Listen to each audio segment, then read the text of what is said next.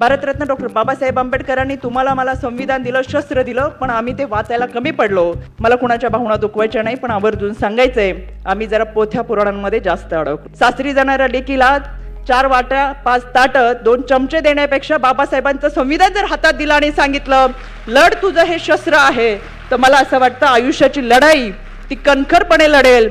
महाराष्ट्राचे आराध्य दैवत छत्रपती शिवराय, छत्रपती राजश्री शाहू महाराज, क्रांतीसूर्य महात्मा ज्योतिबा फुले, ज्यांनी तुम्हाला आणि मला माणूस म्हणून जगण्याचा अधिकार दिला, संविधान दिले, घटना दिली, ते भारतरत्न डॉक्टर बाबासाहेब आंबेडकर, राजमाता जिजाऊ माँसाहेब, क्रांतिज्योती सावित्रीबाई फुले, पुण्यश्लोक अहिल्यादेवी होळकर यांच्या विचारांना विनम्र अभिवादन करते. आज जागतिक महिला दिनाचं औचित्य साधून या ठिकाणी जो सन्मान सोहळा आयोजित केलेला आहे, या कार्यक्रमाच्या निमित्तानं ज्यांच्या प्रमुख उपस्थितीमध्ये, ज्यांच्या मार्गदर्शनाने हा कार्यक्रम होतोय, त्या महाराष्ट्र राज्याच्या पहिल्या उपमुख्यमंत्री आदरणीय सुनेत्रावहिनी अजितदादा पवार यांचं मी मनपूर्वक स्वागत करते.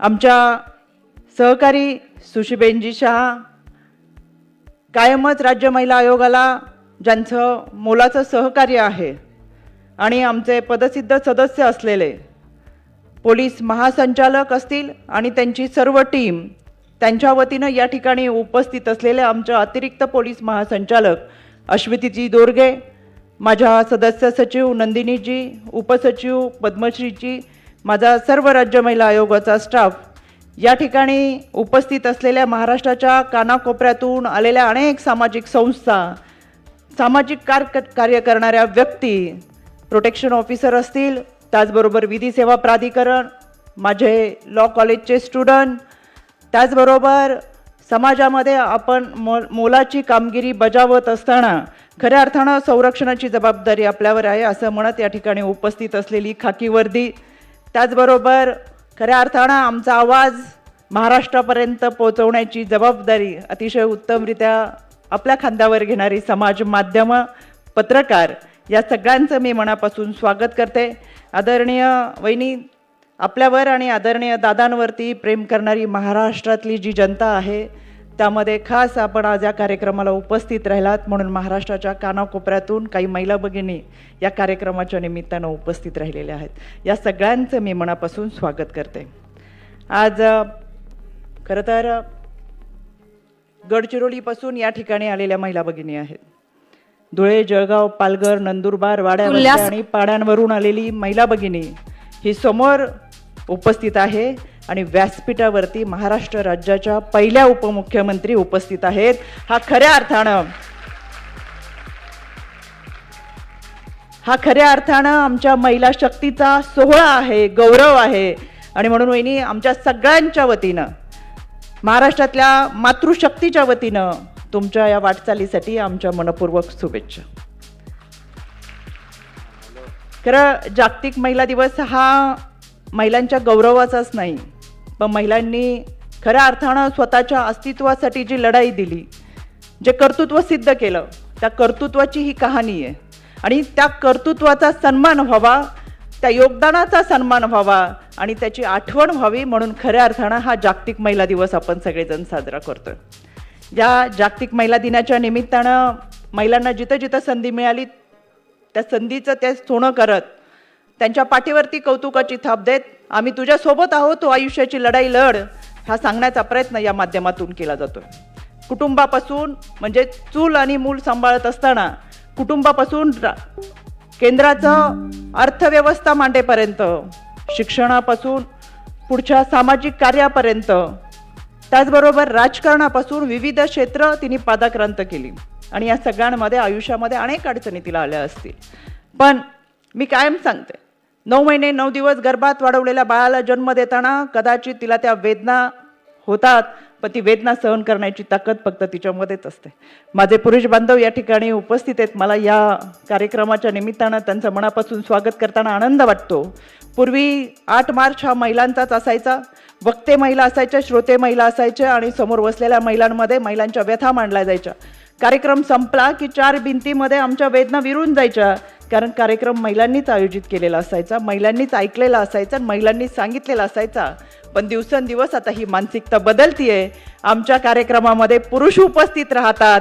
बऱ्याच वेळा कार्यक्रमाचं आयोजन हे पुरुषांकडून केलं जातं, म्हणून आमची लढाई 250 वर्षापेक्षा जास्त आहे.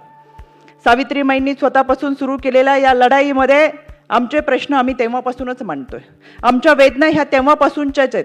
पण ज्यावेळेस समाजातल्या पुरुषी मानसिकतेला आमचा खऱ्या अर्थाने मानसिकता समजेल, पुरुषांची मानसिकता बदलेल, त्यावेळेस खऱ्या अर्थानं समाज बदलला आहे. आणि म्हणून आम्हाला या गोष्टीचा आनंद आहे की आमच्या आजच्या कार्यक्रमामध्ये पुरुषांची संख्या मोठ्या प्रमाणात आहे. याचा अर्थ आता ही मानसिकता बदलतीये.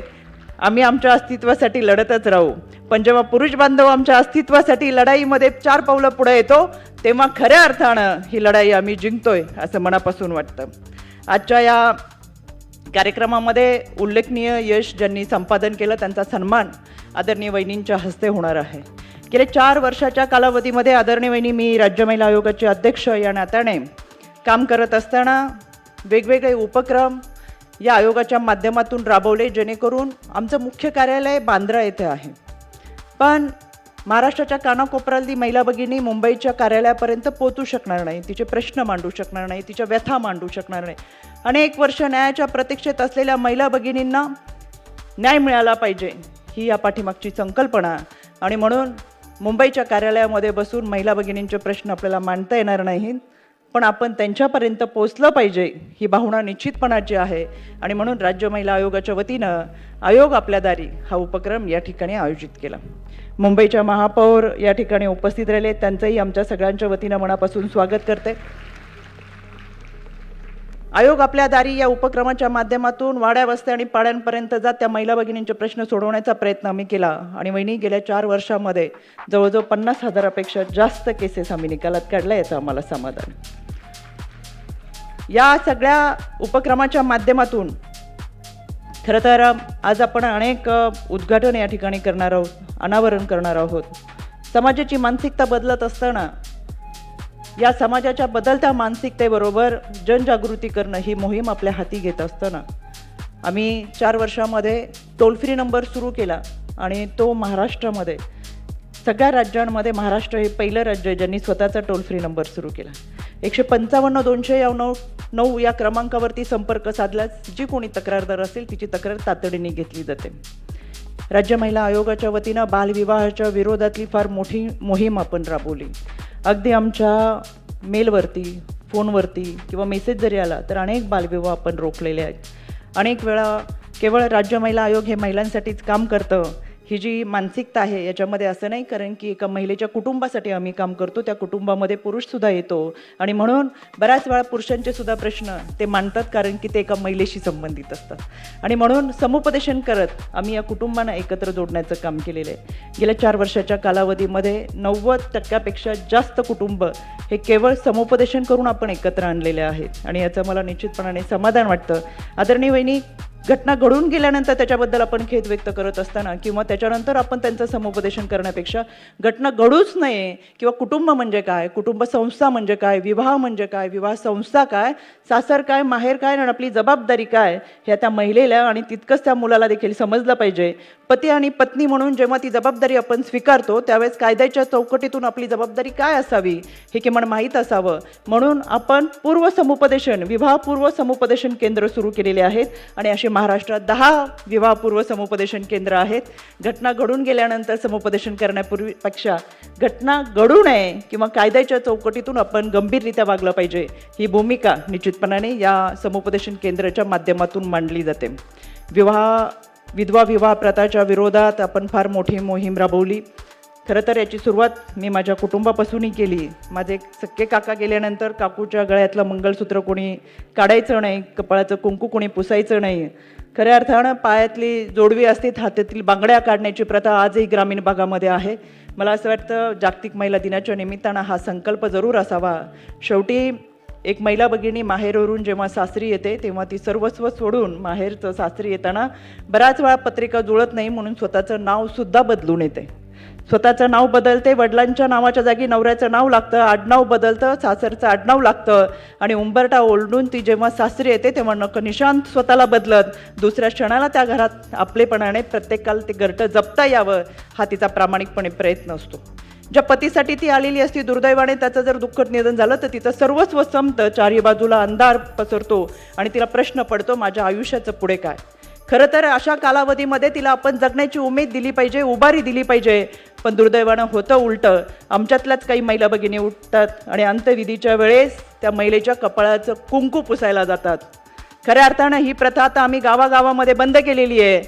तिला आपण आता सांगितलं पाहिजे पतीचं निधन जरी झालं असेल तरी कपाळाची टिकली कुंकू तसंच राहू दे, कारण त्याच्याकडे बघून तुला चांगल्या पद्धतीने जगण्याची उभारी मिळाली पाहिजे, तर आम्ही तुझ्याबरोबर आहोत.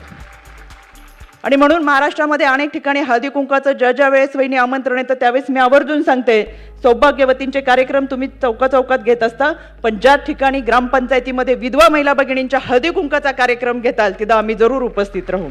आणि अशा ग्रामपंचायतीमध्ये ज्यांनी ठराव मंजूर केलेले आहेत त्यांना आम्ही राज्य महिला आयोगाच्या वतीनं सन्मानपत्र दिलेले आहेत. हजारोच्या वरती ग्रामपंचायतीने हे ठराव केलेत. मला सांगायला अभिमान वाटतो.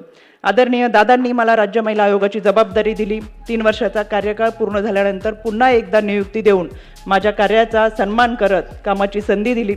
आदरणीय दादा कायम माझ्या पाठीशी उभे राहिले. यामध्ये पुणे जिल्ह्यामध्येच म्हणजे खडकवासला मतदारसंघामध्ये 29 ग्रामपंचायती आहेत. वहिनी मला सांगायचे पहिल्याच वर्षी ह्या 29च्या 29 ग्रामपंचायती या विधवा प्रथा मुक्त आहेत आणि या सगळ्या ग्रामपंचायतींना आपण सन्मानचिन्ह दिलेलं आहे. महाराष्ट्रामध्ये आमचा हा प्रयत्न आहे.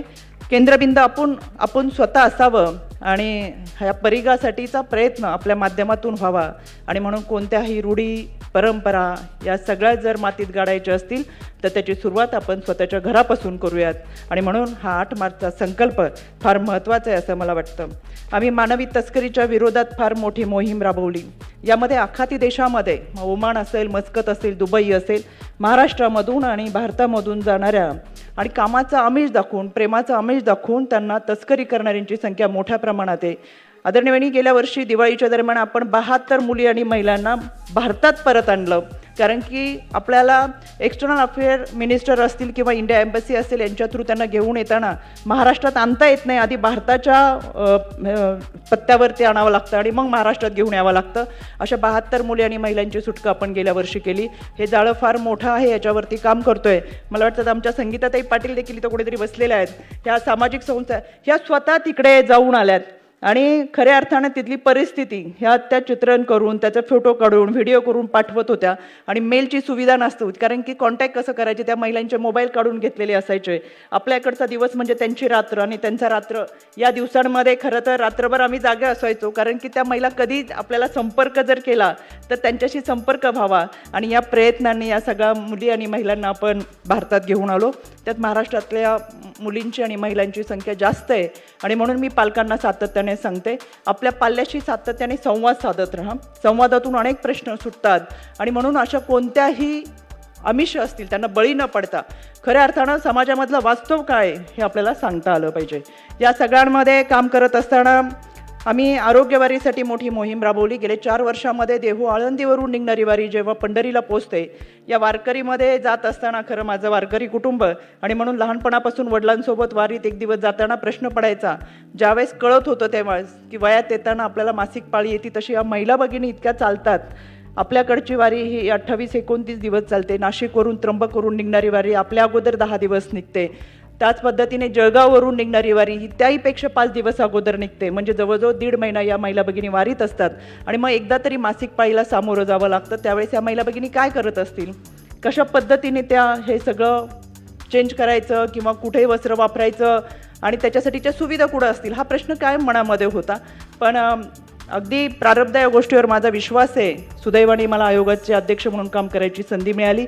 पहिल्या वर्षापासून आम्ही आरोग्यवारी सुरू केली आणि सांगायला समाधान वाटतं वारीमध्ये चालणाऱ्या लाखो महिला भगिनींसाठी दर 5 ते 10 किलोमीटरच्या अंतरावरती आपण चेंजिंग रूम असेल, त्याचबरोबर हिरकणी कक्ष असेल, त्यांच्यासाठी मेडिकल स्टाफ असेल, ह्या सगळ्या सुविधा दिल्या आणि ही वारी अतिशय चांगल्या पद्धतीची देत असताना प्रत्येक ठिकाणी sanitary napkin vending burning machine सहित आपण उपलब्ध करून दिलं आणि म्हणून देहू आळंदीतून निघणारी महिला भगिनी ज्यावर पंढरपूरमध्ये पोहोचते तेव्हाच केवळच ही वारी ही विठुरायाच्या आनंदाची तर व्हावीच व्हावी, पण तिच्या आरोग्याची सुद्धा ती सुलभ व्हावी हा प्रयत्न झाला आणि म्हणून आज ही वारीत असंख्य महिला भगिनी भेटतात. मी स्वतः वारीत चालताना त्याचा अनुभव घेते, पाहणी करते आणि या महिला भगिनी जेव्हा नऊवारी साडीतली डोक्यावर पदर घेतलेली एखादी जनाबाई आपल्याला भेटते आणि सांगते यावेळेस वारीत आमची चांगली व्यवस्था झाली, त्यावेळेस खऱ्या अर्थानं आयुष्याचं सार्थक झालं असं मनापासून वाटतं, असं मला आवर्जून सांगायचं आहे.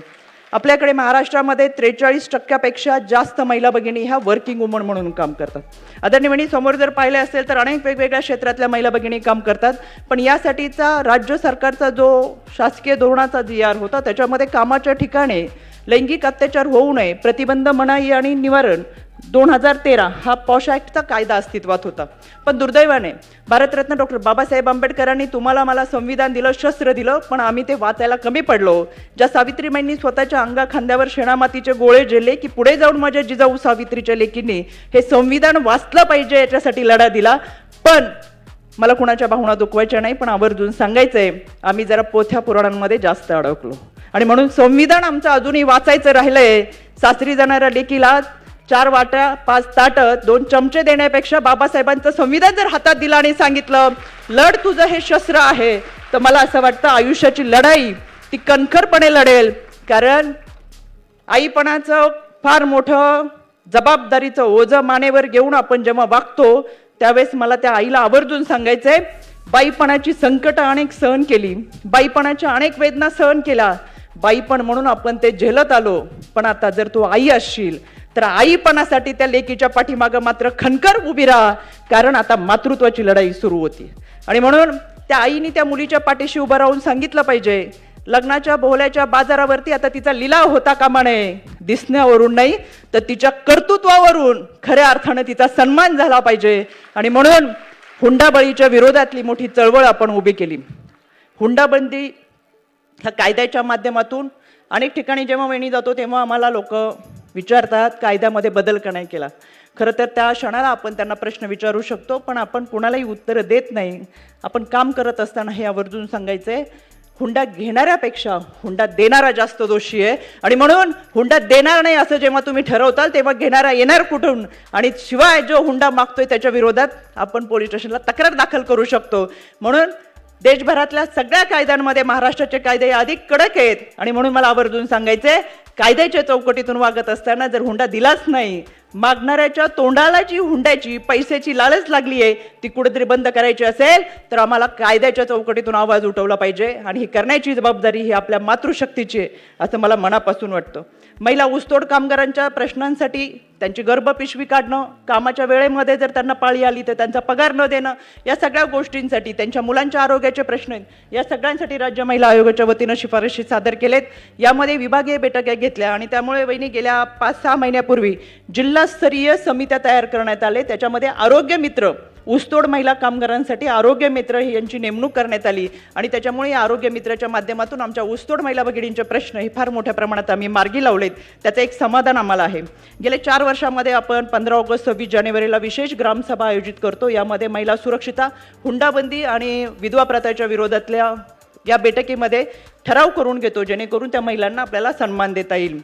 या सगळ्यामध्ये पॉश ऑडिटच्या माध्यमातून जसं मी मगाशी सांगितलं तसं आयोगाच्या माध्यमातून गेले 9 महिन्यामध्ये पाठपुरावा करून या पॉश ऑडिट म्हणजे IC कमिटींमध्ये आता सुधारणा करत IC ऑडिट केलेलं आहे. म्हणून काम करणाऱ्या महिला भगिनींना मला आवर्जून सांगायचे तुम्ही कुठेही असा, ज्वेलरीच्या शॉपमध्ये काम करत असताल, साड्यांच्या शॉपमध्ये करत असताल, पार्लरमध्ये असताल, मॉलमध्ये असताल, शासकीय निमशासकीय खाजगी आस्थापना कुठेही असा, तुमच्यासाठी IC कमिटी महत्त्वाची आहे.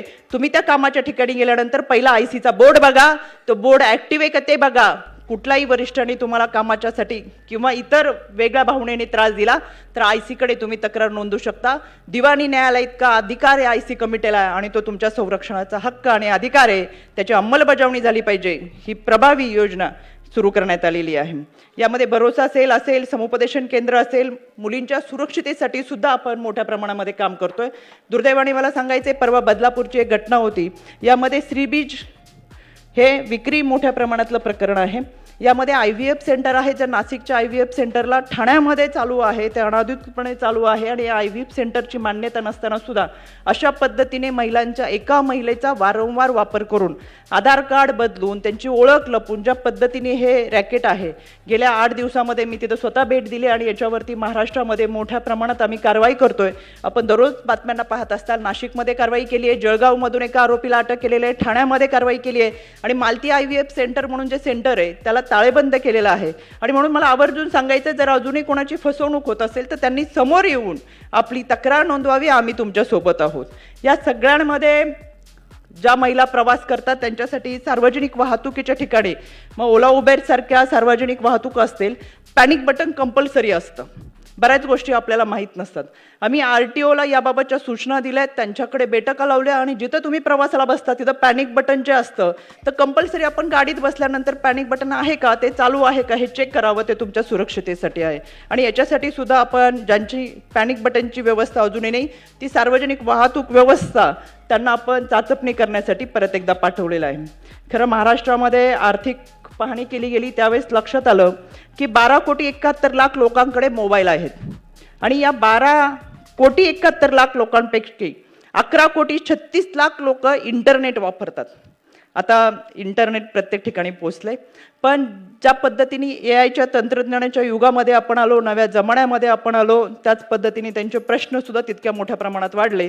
आणि म्हणून आता फोटो मॉर्फ करणं, एका व्यक्तीचं करणं किंवा कुटुंबाचं करणं आणि सोशल मीडियावरती धमकी देणं, त्या महिलेची फसवणूक करणं, त्यांची पैशाची फसवणूक करणं, असे प्रकार आता दिवसेंदिवस वाढतात.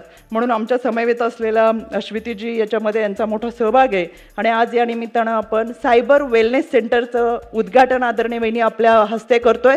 आणि मला सांगायला अभिमान वाटतंय, देशातलं हे पहिलं सेंटर आहे जे आज राज्य महिला आयोगाच्या माध्यमातून सुरू होते आणि त्याचं उद्घाटन आमच्या राज्याच्या पहिल्या उपमुख्यमंत्री करतात आहेत. हे महिलांच्या सुरक्षतेसाठी असलेलं सायबर वेलनेस सेंटर जे आज आपण पाहणार आहोत, या ठिकाणी त्याचं उद्घाटन आणि कशा पद्धतीचा वापर होईल ते देखील आपण पाहतोय. त्याचबरोबर आपण या महिला आयोग सन्मान पोर्टल सुरू करतोय. इथून मग वहिनी 30 वर्षाचा कालावधी हा राज्य महिला आयोगाला लाभला, पण ज्यावेळेस मी पदभार घेतला त्यावेळेस लक्षात आलं 7-7.5 कोटी महिला भगिनींवर काम करत असताना आयोगामध्ये केवळ 17 कर्मचारी काम करतात. आणि इतक्या मोठ्या आयोगाला सुचिबेन जे आपण पहिले होतात, आमच्या अगदी बसण्याच्या व्यवस्थेपासून फार अवस्था वेगळी आहे. त्याच्यामुळे इतक्या मोठ्या संख्येने काम करणाऱ्या आयोगाला त्या पद्धतीचा निधी, त्या पद्धतीची मनुष्यबळ, त्या पद्धतीची यंत्रणा हे गेल्या काही वर्षामध्ये आपण सातत्याने प्रयत्न करून आदरणीय दादांच्या माध्यमातून, दादांनी सकाळी 7:30 वाजता मंत्रालयामध्ये आमची बैठक लावली होती, आपण पण होतात. आणि मग मावीम असेल, बाल हक्क आयोग असेल, राज्य महिला आयोग असेल, यांच्यासाठी प्रयत्न करत आम्हाला ह्या यंत्रणा देण्याचा प्रयत्न केला. गेल्या महिन्यामध्ये आमचा आकृतीबंध मंजूर झाला, पण अजून तो आमच्यापर्यंत आलेला नाही. त्याच्यामुळे 17 लोकांवरती 7 कोटी महिला भगिनींची जबाबदारी आणि त्यांच्या सुरक्षतेसाठी आम्हाला काम करावं लागतंय. पण तरीसुद्धा मी माझ्या स्टाफचं मनापासून कौतुक करेल, केवळ घरचे आहेत किंवा आयोगाचे आहेत म्हणून नाही, पण बिचारे दिवसा काम करून रात्रीच्या वेळेमध्ये सुद्धा येणाऱ्या प्रत्येक तक्रारीची दखल आम्ही घेत असतो. आणि आता याच्यात सुधारणा म्हणून, कारण की आमच्याकडे DV केसेस मोठ्या प्रमाणात येतात, त्याचबरोबर चाइल्ड मॅरेजच्या केसेस असतील, या केसेसमध्ये सुद्धा आणि काउन्सिलिंग करणं ही सगळी जबाबदारी आमच्या आयोगाच्या माध्यमातून पार पाडली जाते. पण यामध्ये सुधारणा व्हावी, त्या पोर्टल आपण AVच्या द्वारे पाहणारच आहोत. आता आम्ही एक पोर्टल आज आपल्या हस्ते या ठिकाणी उद्घाटन करतोय. यामध्ये महाराष्ट्रातल्या कानाकोपऱ्यातली कोणतीही तक्रारदार महिला त्या पोर्टलवर तक्रार नोंदवू शकते, जेणेकरून तक्रार नोंदवल्यानंतर तिची तक्रार पोलीस स्टेशनला गेली का, भरोसा सेलला गेली का, विधी सेवा प्राधिकरणाकडे गेली का, काउन्सिलिंग सेंटरला गेली का, हे तिला आता मेसेजद्वारे समजणार तिच्या. त्याच्यामुळे आता इथून पुढे आयोगावर कोणी टीका करायचं कारण नाही की आम्ही तक्रार केली आणि कारवाई झाली नाही. बऱ्याच वेळेस आमच्याकडे तक्रार करत पण नाहीत, पण तरी सुद्धा सांगतात की तक्रार केली. आता असं होणार नाही. अतिशय पारदर्शक अशा पद्धतीने, आणि बहिणीला त्रास होतोय तर भाऊ सुद्धा तक्रार करू शकतो. आणि महाराष्ट्रातले सर्व पोलीस स्टेशन या पोर्टलला जोडलेले असल्यामुळे तातडीने पोलिसांशी आता संपर्क होणार. त्याचं उद्घाटन आज आपल्या हस्ते होतंय. गेल्या अनेक दिवसामध्ये काम करत असताना महाराष्ट्रामध्ये आमच्या महिला भगिनी अन्यायाच्या विरोधात लढतात. मग तो सावकारीच्या विरोधातला लढा असेल, तो लॉकडाऊन कालावधीमध्ये तिचं घर हिरावून घेतलं त्याच्या विरोधातला तिचा लढा असेल, किंवा कामाच्या ठिकाणी अत्याचार होत असताना तिला लढावं लागलं असेल, या सगळ्यांच्या संदर्भात ती लढतीये. आणि ह्या सगळ्या सक्सेस स्टोरी आज आपण पुस्तकाच्या माध्यमातून आपल्या हस्ते त्याचं प्रकाशन करतोय. ह्या सक्सेस स्टोरी देण्यापाठीमागचं कारण एकच, कथा जरी एका महिला भगिनीची असेल तरी प्रश्न असंख्य महिला भगिनींचे आहेत. त्या एका कथेतून तिचा प्रश्न हा बाकीच्यांकडे पाहून सुटण्यासारखा असेल आणि म्हणून तिला प्रेरणा मिळावी, संघर्षाची प्रेरणा मिळावी, जगण्याची प्रेरणा मिळावी, यासाठी आजचं पुस्तक प्रकाशन आपल्या हस्ते आम्ही या ठिकाणी करतोय. आज अनेक कार्यक्रमांचं उद्घाटन आदरणीय वहिनी आपल्या हस्ते होतंय. 8 मार्च हा जागतिक महिला दिवस म्हणून जरी आपण साजरा करत असेल तर मी कायम सांगते, एका दिवसाचा सन्मान आम्हाला नको, 365 दिवस आम्हाला सन्मानाने वागणूक द्या. शेवटी आम्ही तुमच्या 50% मधला 51% सुद्धा मागत नाही. जो 50% आमचा आहे त्याच 50% आम्ही सन्मानाने लढू. पण हा सन्मान देताना समाजाची मानसिकता बदलली पाहिजे आणि म्हणून ही समाजाची मानसिकता बदलण्याची सुरुवात आपण आपल्या घरापासून करूयात. या सगळ्यांमध्ये आज राज्य महिला आयोगाच्या वतीनं अनेक विषय आहेत जे आपल्यासमोर मला मांडण्याची संधी मिळाली. आदरणीय वहिनी, आपण अतिशय शॉर्ट मेसेजमध्ये तात्काळ आमची राज्य महिला आयोगाची विनंती स्वीकारून या कार्यक्रमाला आपल्या व्यस्त वेळामधून उपस्थित राहिलात. मी महाराष्ट्रातल्या आमच्या तमाम महिला भगिनींच्या वतीनं, राज्य महिला आयोगाच्या वतीनं पुनश्च एकदा आपले मनापासून आभार व्यक्त करते. या कार्यक्रमाच्या निमित्तानं उपस्थित सर्व सन्मान्य व्यासपीठ, या महाराष्ट्राच्या कानाकोपऱ्यातून आलेले आमचे सर्व सामाजिक संस्था, पदाधिकारी, या सगळ्यांचे मी मनापासून आभार व्यक्त करते. उद्याच्या समाजाचं भवितव्य असलेला युवा पिढी ती सुद्धा या ठिकाणी आवर्जून उपस्थित आहे. खऱ्या अर्थानं विधी सेवा प्राधिकरण म्हणजे वकिली क्षेत्राचं काम पाहत असताना उद्याचं भवितव्य त्यांच्या हातामध्ये, त्यांच्याही पुढील वाटचालीसाठी मी मनापासून शुभेच्छा देते. आयुष्याची वाटचाल चालत असताना संघर्ष, चढ उतार, सुख आणि दुःख या सगळ्या गोष्टी आयुष्यामध्ये येत असतात. आदरणीय वहिनी, आपण खरं तर दुःखाचा डोंगर आपल्यावर कोसळलेला असताना भावना महत्त्वाच्या आहेत, पण त्याच्यापेक्षा देशसेवा, राज्यसेवा आणि आपला जो समाजसेवेचा मानस आहे तो फार महत्त्वाचा आहे. आपण आपल्या कृतीतून दाखवून दिलं. आदरणीय दादांच्या जाण्यानंतर 4थ्या दिवशी आपण ज्या धीरोदत्तपणे उभ्या राहत ही जबाबदारी आपल्या खांद्यावर घेतली, त्या क्षणाला राजमाता जिजाऊ, सावित्रीमाई, रमाईची आपल्याकडे बघून आठवण झाली. आपण ज्या पद्धतीने ही जबाबदारी घेतली, ती जबाबदारी निश्चितच इतरांना सुद्धा प्रेरणा देणारी आहे. आपल्या या वाटचालीसाठी आमच्या सगळ्यांकडून मनपूर्वक शुभेच्छा देते. आयुष्यामध्ये लढत असताना अनेक वेळा ऐरणीच्या घावासारखे घाव आपल्याला सोसावे लागतात, त्यावेळेस जरूर सोसावेत, पण ज्यावेळेस हातोडा व्हायची वेळ येईल त्यावेळेस घाव घालायला मात्र कधी विसरायचं नाही. आणि म्हणून मी आवर्जून सांगेल, राज्य महिला आयोग आपल्या सोबत आहोत. आपल्या अनेक प्रश्नांसाठी लढण्यासाठी आम्ही सज्ज आहोत आणि म्हणून महाराष्ट्रातल्या महिला भगिनी या सुरक्षित राहायला पाहिजेत. त्यांना सुरक्षिततेचा आत्मविश्वास, आत्मबळ देण्यासाठी आम्ही प्रयत्नशील राहू. पुन्हा एकदा आपल्या सगळ्यांचे मनापासून आभार व्यक्त करते. थांबते. धन्यवाद. जय हिंद, जय महाराष्ट्र.